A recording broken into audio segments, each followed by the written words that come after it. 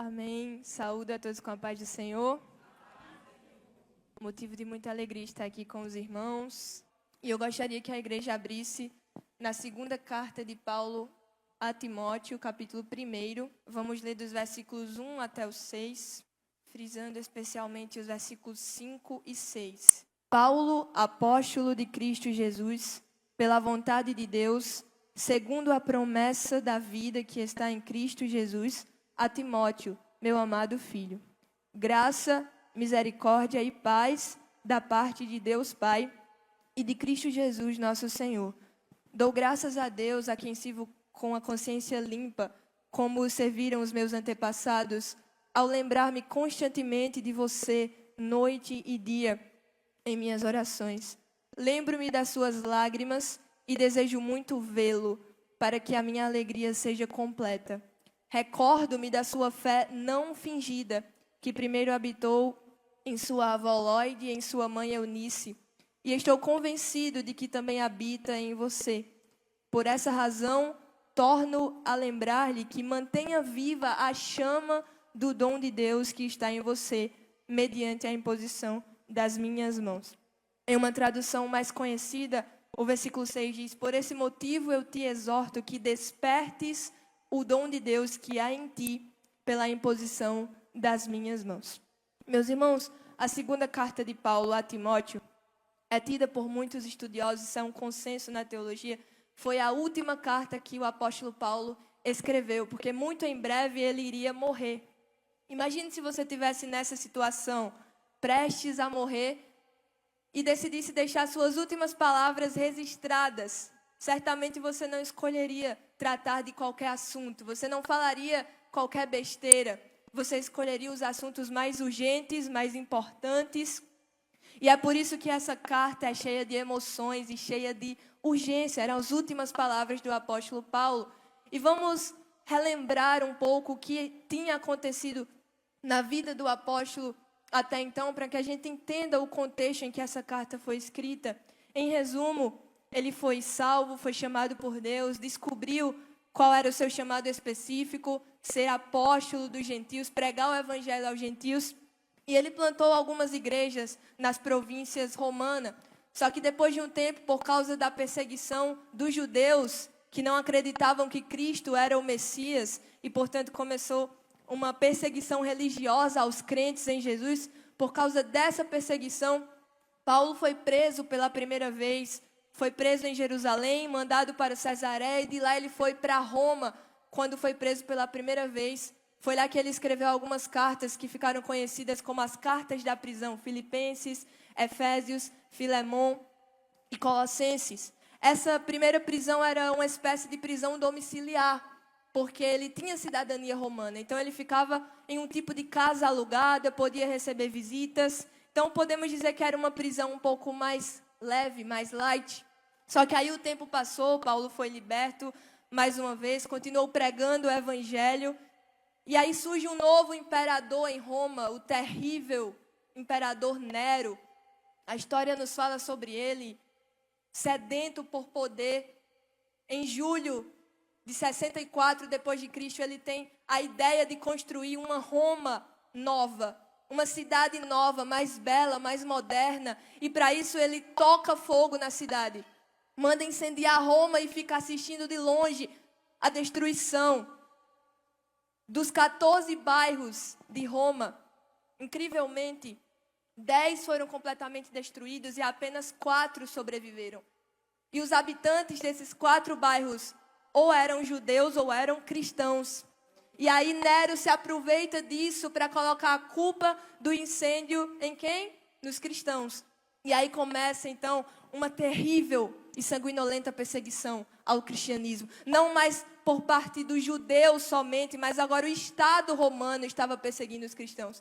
Todos odiavam os cristãos por causa da culpa de ter incendiado Roma. É nesse tempo, meus irmãos, que a história nos diz que os cristãos eles eram amarrados em postes, cobertos de piche, incendiados. Tocavam fogo neles, para que eles servissem como tochas humanas, iluminando as cidades. A história diz que nesse tempo faltou madeiro para construir cruz. de tantos irmãos que eram crucificados. E é nesse período que Paulo está escrevendo aqui a carta a Timóteo. Ele também foi vítima do imperador Nero e estava preso por uma segunda vez, mas agora não mais em uma espécie de prisão domiciliar, agora era numa masmorra. E os estudiosos dizem que dessa masmorra as pessoas ou saíam leprosas por causa das condições insalubres, ou elas saíam para o martírio. Foi exatamente o que aconteceu na vida de Paulo. Ele saiu de lá direto para ser morto. Por ser cidadão romano, ele não podia ser lançado às feras, também não podia morrer crucificado, mas a lei permitia que ele fosse decapitado à espada, e foi assim a sua morte. Nesse cenário de tanto sofrimento, Paulo escreve essa carta aqui que a gente acabou de ler, seus versículos iniciais, com tantos motivos para se preocupar. Talvez se fosse um de nós, nossas últimas palavras seriam marcadas pelo desespero, pelo desabafo. Talvez Paulo pudesse ter dito: Timóteo, deixa essa história de ser crente, não vale a pena. Olha como eu estou morrendo, abandonado, velho, sozinho, com frio. Mas não é nada disso que eu encontro quando eu leio a carta de Paulo a Timóteo. Com tantos motivos para se preocupar, eu só consigo encontrar uma preocupação. E que preocupação era essa? O Evangelho. Como é que ia continuar a pregação do Evangelho? Era como se Paulo estivesse dizendo: meu Deus, eu vou partir, mas o Evangelho precisa continuar sendo pregado. E é isso que Paulo escreve a Timóteo, conscientizando ele, alertando ele, acordando: Timóteo, eu estou indo, mas você vai ficar. E você precisa continuar guardando este Evangelho, perseverando neste Evangelho, sofrendo por esse Evangelho e, acima de tudo, Timóteo, pregue o Evangelho. Esse é o cenário. É Paulo passando o bastão para o seu filho amado na fé. E aí ele começa a carta com as saudações iniciais, começa dizendo que agradece a Deus quando se lembra de Timóteo, quando se lembra das suas lágrimas. E algo me chama a atenção no versículo 5, ele diz que recorda da fé não fingida de Timóteo. Versículo 5, recordo-me da sua fé não fingida. E Paulo conhecia Timóteo, afinal ele era o seu filho na fé. Embora Timóteo tivesse ouvido o evangelho de sua mãe, de sua avó, os estudiosos acreditam que a verdadeira conversão de Timóteo se deu quando ele ouviu o evangelho sendo pregado através da vida de Paulo, quando ele estava em Listra. Portanto, Paulo conhecia bem ele.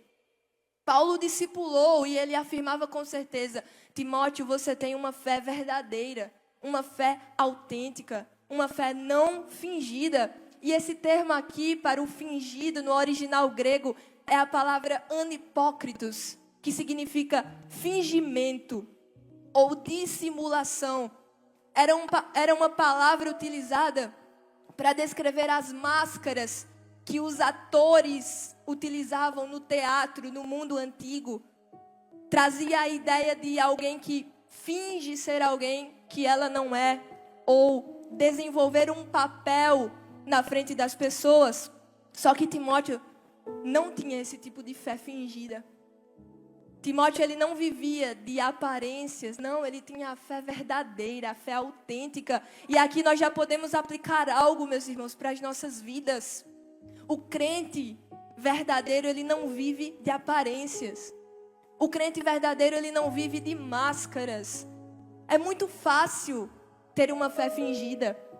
É muito fácil parecer crente, vestir-se como crente, ter o linguajar de crente. Isso tudo é muito fácil. Mas nada disso impressiona a Deus. Deus não se impressiona com o nosso fingimento, com as nossas máscaras. O que importa para Deus é a fé verdadeira, a fé salvífica. E que fé é essa sobre a qual Paulo está falando? É a fé que gera em mim e em você uma transformação de caráter. Torna-se um crente de verdade, mesmo quando ninguém está vendo ele. Ele não é só crente aqui, diante da liderança, diante dos seus pais, diante dos seus amigos, diante do seu cônjuge, não. Ele continua vivendo em santidade quando ele sai por essas portas. Ele continua vivendo em santidade em qualquer lugar, mesmo quando ninguém está vendo ele. Essa é a pessoa que tem a fé não fingida. é um cristão verdadeiro em tudo que faz. Mesmo quando está sozinho, no trabalho, na escola, em casa, no quarto, acessando o celular. Não há espaço para máscaras. Não há espaço para aparências. Uma fé não fingida diz respeito a não ter uma vida dupla. Tiago fala sobre isso, ele usa o termo ânimo dobre. Pessoas que têm vidas duplas. É uma coisa aqui, mas quando sai é outra totalmente diferente. Uma pessoa que não é íntegra. Infelizmente, meus irmãos, nós estamos perdendo a integridade. Integridade vem da palavra inteiro. Uma pessoa que é inteira, que ela não tem nada a esconder. Ela mostra tudo. Adão e Eva no jardim, eles eram um exemplo perfeito de integridade antes de pecar.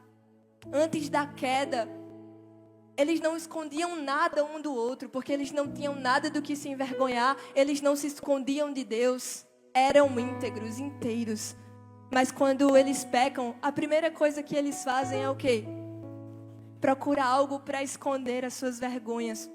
Já não eram íntegros, perderam a integridade, agora tinha o que esconder. E de lá para cá a humanidade vem perdendo a integridade. A gente agora só mostra uma parte, só mostra o lado bom. E tem uma outra parte embaixo do tapete, escondido. Mas o Senhor, Ele não nos chamou para uma vida de fingimentos.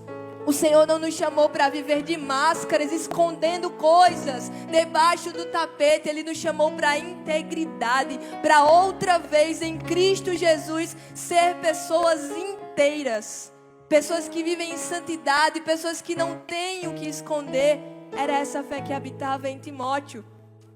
Eu tenho essa fé não fingida? Reflita. Será que você tem essa fé não fingida? A fé salvífica, a fé que gerou em você transformação de caráter? Se a resposta for não, ainda dá tempo.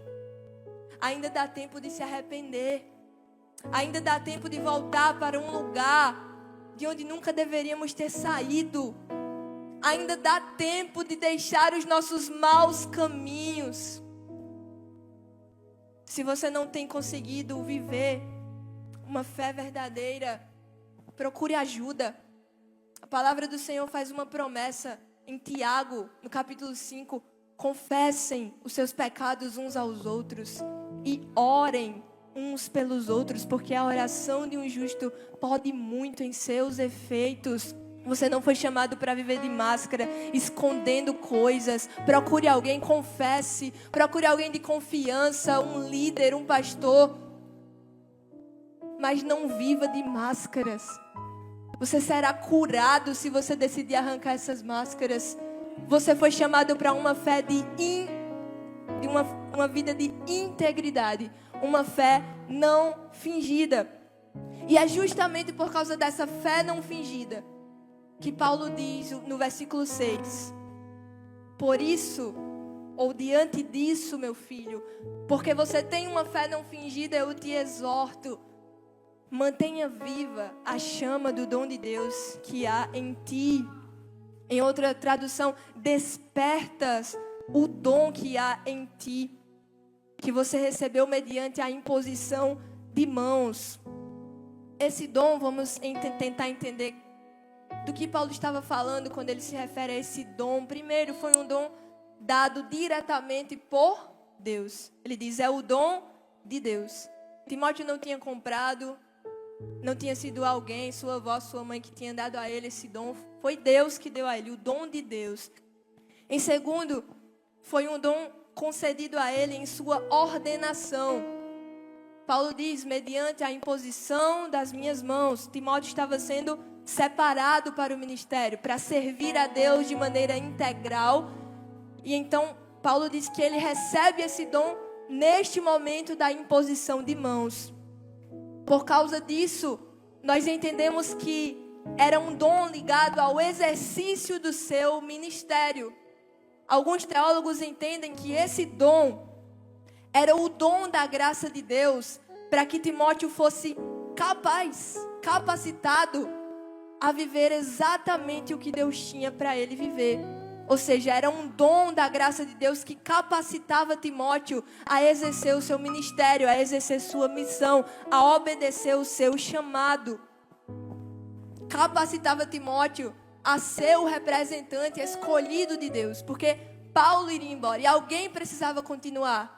Alguém precisava continuar pastoreando a igreja, pregando o evangelho, servindo ao reino de Deus. Por isso, Timóteo recebe esse dom, essa graça de Deus, uma chama acesa que o impelia, que o capacitava a entregar-se completamente a Deus. Era um chamado, uma vocação, um propósito.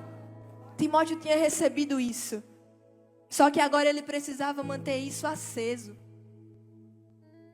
Paulo, a imagem que Paulo está usando aqui, imagine quando alguém está fazendo um churrasco e o fogo começa a se apagar e ficam só aquelas brasinhas vermelhinhas. E alguém vai lá e começa a abanar e o fogo começa a acender de novo. A linguagem que Paulo está usando aqui é justamente essa. Timóteo, faça alguma coisa. Não deixe que esse fogo do chamado de Deus se apague da sua vida, Timóteo. Muitos, irmãos, eram os ventos que tentavam apagar esse fogo, essa chama. O chamado de Deus na vida de Timóteo. É só parar para pensar o cenário em que ele estava. Perseguição o tempo todo. Falei no início, a perseguição era terrível. E talvez Timóteo começasse a desanimar quando olhava. Talvez ele estivesse pensando, será que vale a pena mesmo continuar? Será que vale a pena mesmo gastar a minha vida por este evangelho? E Paulo está dizendo, vale, Timóteo, faça alguma coisa. Comece a abanar e não deixe que esse fogo se apague. O vento das heresias, muitas eram as heresias que surgiam, os falsos mestres o tempo todo, trazendo um novo evangelho. E por isso Paulo está dizendo, Timóteo, não deixe que essa chama se apague. Não deixe que a convicção do chamado corra de você. Não deixe que a convicção de propósito se apague na sua vida. E assim acontece nas nossas vidas também, meus irmãos.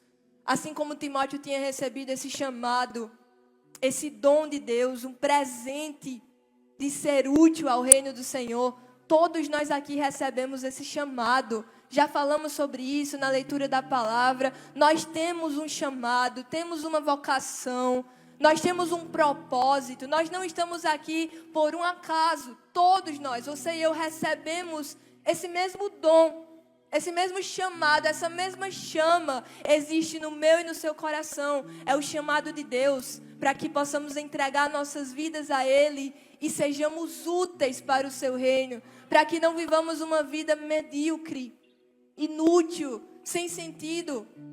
Pare para pensar, por que você acha que recebeu tudo que você recebeu? Por que será que Deus te deu tantos dons e talentos? Por que será que Deus te deu capacidade de trabalhar, de estudar, a capacidade, jovem, de ler algo e entender e passar em um concurso, conseguir uma aprovação? Por que você acha que Deus te deu o dinheiro que você tem, a vida que você tem, enfim, os recursos que você tem? Você acha que Ele te deu tudo isso para que você tivesse uma vida inútil? Uma vida medíocre? De viver somente para os seus próprios prazeres? Atendendo aos seus próprios caprichos? Você acha que a vida aqui na terra se limita somente a isso? Você acha que o maior propósito da sua vida... Qual tem sido o maior propósito da sua vida? Aquilo que te motiva a acordar todos os dias? Será que é ficar mais rico? É somente isso? Ter o melhor carro, a melhor casa, ficar mais inteligente? É esse o grande propósito da sua vida? Nada disso é ruim, meus irmãos. Mas quando estes propósitos tomam o lugar do propósito maior para o qual você foi chamado, isso se torna então idolatria. E as coisas perdem o seu sentido. Porque tudo isso um dia vai passar. Daqui a pouco a gente não vai estar mais aqui. Mas a palavra diz, aquele que faz a vontade de Deus permanece para sempre. Então eu não sei qual tem sido o maior propósito da sua vida, o que mais te motiva. Mas eu estou aqui hoje por meio da palavra para te lembrar que diante dessa pergunta, qual o seu maior propósito, só existe uma resposta: conhecer a Deus e torná-lo conhecido, viver para a glória dele, revelar a glória dele onde quer que eu esteja. Esse é o nosso chamado. Anunciar o evangelho através das nossas vidas. Deus quer te ver servindo em algo. Eu não falo somente da igreja, somente do templo, mas eu falo de um estilo de vida diferente. Um estilo de vida que proclame a glória de Deus. Um estilo de vida que em todo momento, quando alguém olhar para você, ele possa ver você apontando para o nome que deve ser conhecido, é o nome do Senhor. Esse é o seu chamado, é viver para Deus. É se gastar mais, é se entregar mais. E se você entender isso, a sua vida fará sentido. Do contrário, se você continuar vivendo essa vida medíocre só para você mesmo, só satisfazendo os seus desejos, você chegará ao final da sua vida e certamente vai dizer como disse o cantor de Eclesiastes.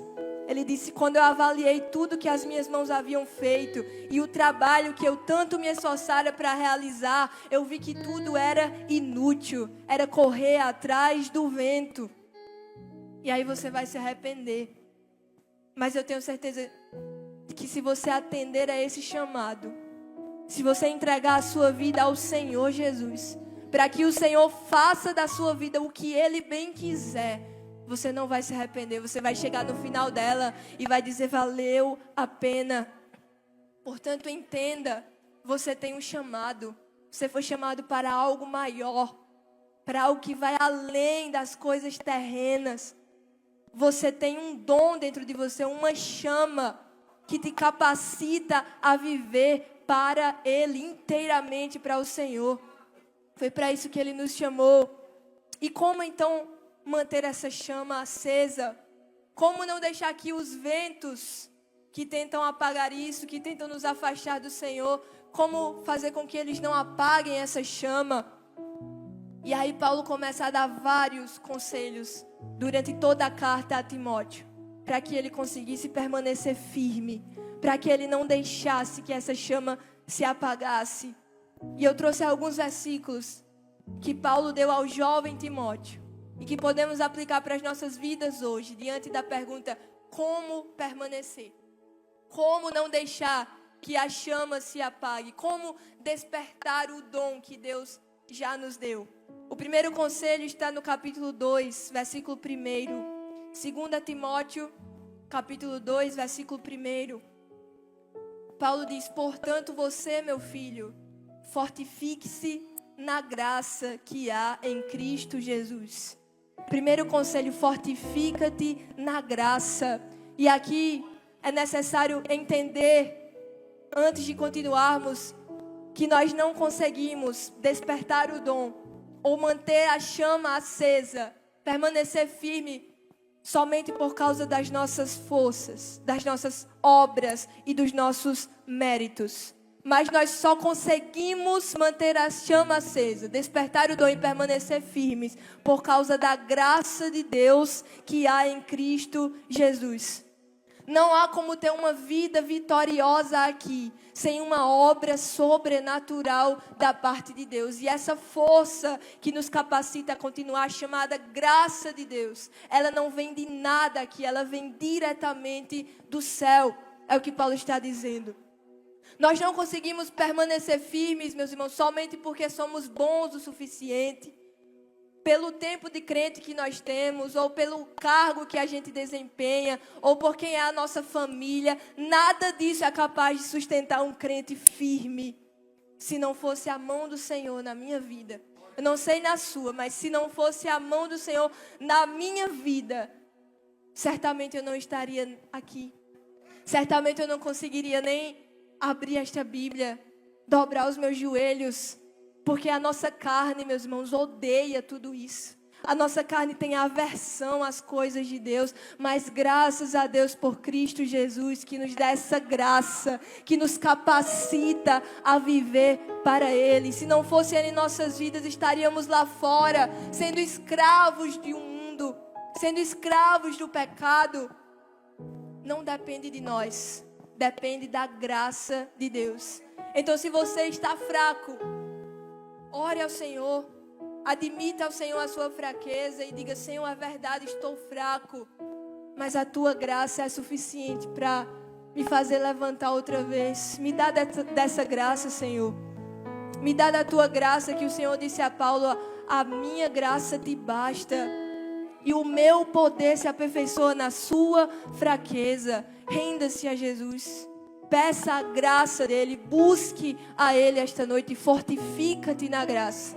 E assim você vai continuar com essa chama acesa. O segundo conselho que eu trouxe de Paulo a Timóteo permanece no capítulo 2. Agora o versículo 22. Como manter a chama acesa?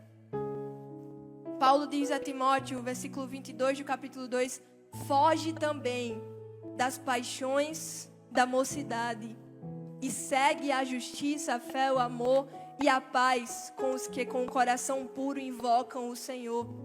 Foge das paixões da mocidade. Timóteo era um jovem como nós. E essas tentações que nós enfrentamos, certamente Timóteo enfrentava também tentações.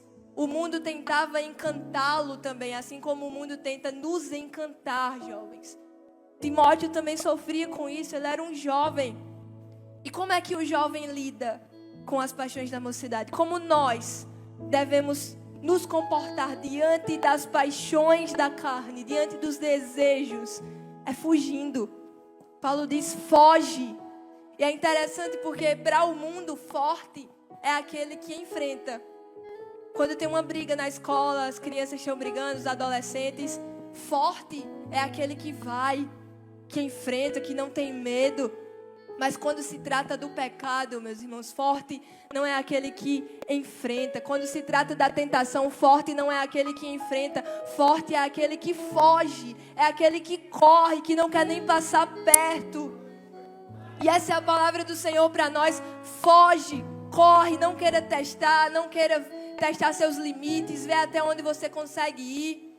Não queira ficar flertando com o pecado, com as tentações. Foge, não passa nem perto. Nós temos 2 exemplos na Bíblia. José, jovem também, como foi que ele se comportou diante da tentação? Fugiu. Deixou a túnica para trás, não importa, era melhor perder a túnica do que perder a comunhão com o Deus dele. Não quis nem olhar, não quis nem conversar. Talvez se tivesse trocado alguma palavra, já não conseguisse resistir, ele correu. Do contrário, Davi deveria estar na guerra, mas estava na sua varanda, ocioso. E lhe aparece uma mulher se banhando, tomando banho. Esse era o momento de fugir. Mas talvez Davi tenha dado desculpas ao seu coração. É só uma olhadinha. Eu não estou fazendo nada, foi ela que apareceu. Não estou fazendo nada de errado. Não fugiu. E a gente já sabe o que aconteceu. Aquela olhadinha se transformou em um ato de adultério. Um filho fora do casamento e um assassinato do esposo daquela mulher, porque não fugiu. Então a palavra do Senhor para nós jovens e igreja é: diante das paixões, diante dos desejos da carne, fuja. Não queira nem olhar, não queira nem perder um segundo pensando a respeito. Apenas corra, fuja. E corra para onde? Para a justiça. Foge também das paixões da mocidade e segue a justiça. Corra para os pés do Senhor Jesus, que é o exemplo supremo de santidade e de justiça. É fugindo das paixões e correndo para os pés de Cristo, pedindo ajuda em oração, na leitura da palavra, em jejum, se fortalecendo na comunhão com a igreja, fugindo e correndo para Cristo. E aqui eu me lembro de uma frase de Spurgeon. Ele diz: jovens, vocês precisam orar, porque as suas paixões são fortes e a sua sabedoria é pequena. Então não basta fugir, tem que fugir para a pessoa certa, Cristo Jesus.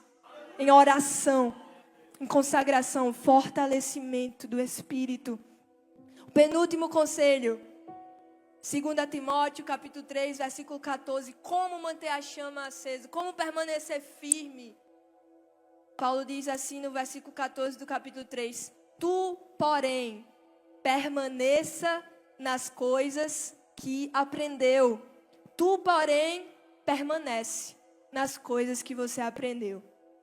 Nesse capítulo 3, nós não conseguimos ler por causa do tempo, mas se os irmãos forem ler depois, vão perceber que Paulo está alertando a Timóteo que viriam dias muito difíceis, dias terríveis, dias violentos. E essa palavrinha aqui, violento, é o mesmo usado para descrever a violência dos endemoniados de Gadara.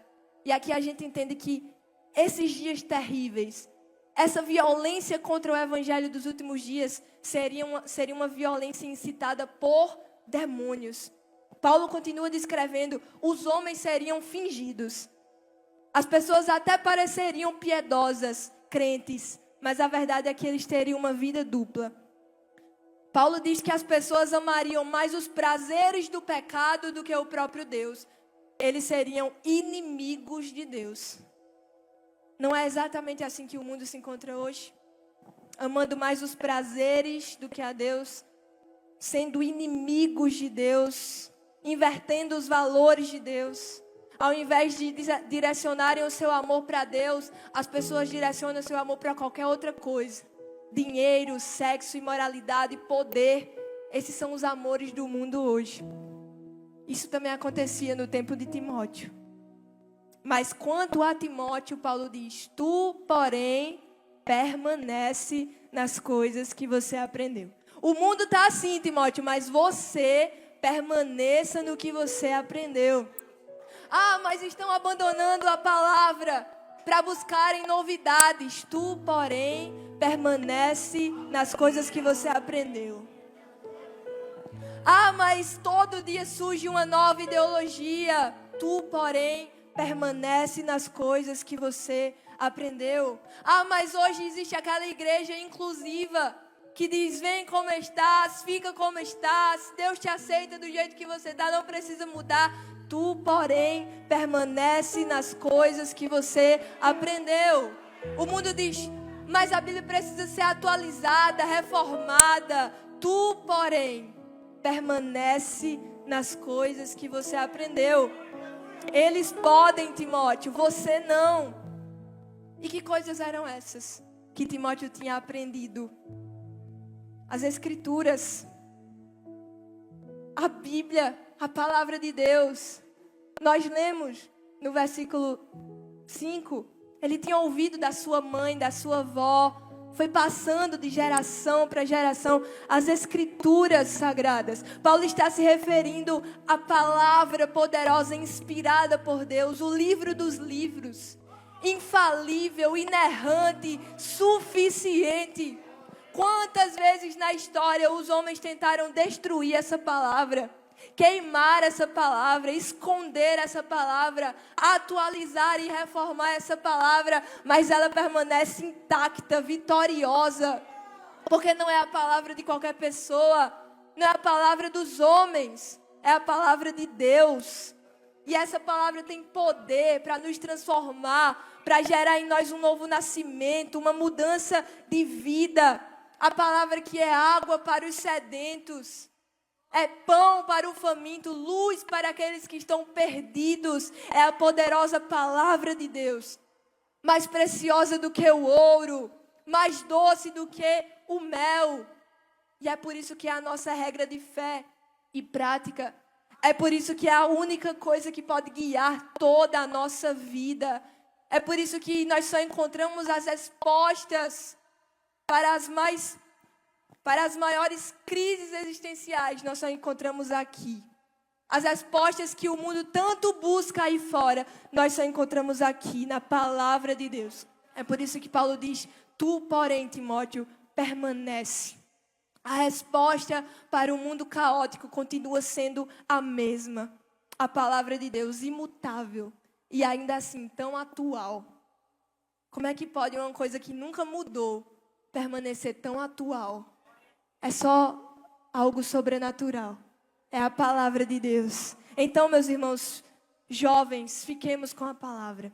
Se a gente quer permanecer, se a gente quer manter essa chama acesa, a resposta está aqui. Fiquemos com a palavra, amemos esta palavra. Queiramos comer dela dia e noite, dia após dia, para que a gente permaneça firme. E o último conselho de Paulo a Timóteo. 2 Timóteo, capítulo 4, versículo 2. Paulo diz assim: pregue a palavra. Finalmente, meus irmãos, Timóteo, ele não devia apenas guardar a palavra, permanecer nela, sofrer por ela, mas ele deveria também pregar. Ele não deveria guardar tudo isso para si, mas Paulo está exortando: pregue a palavra. E esse mandamento não ficou só para Timóteo, não. Esse mandamento é para nós hoje, como é o tema deste culto. Pregar a palavra, pregar o evangelho, fazer discípulos. Essa é a nossa missão. É isso que faz a nossa vida ser útil diante do Senhor. E Paulo, ele continua dizendo que nos últimos tempos, as pessoas não suportariam ouvir a sã doutrina.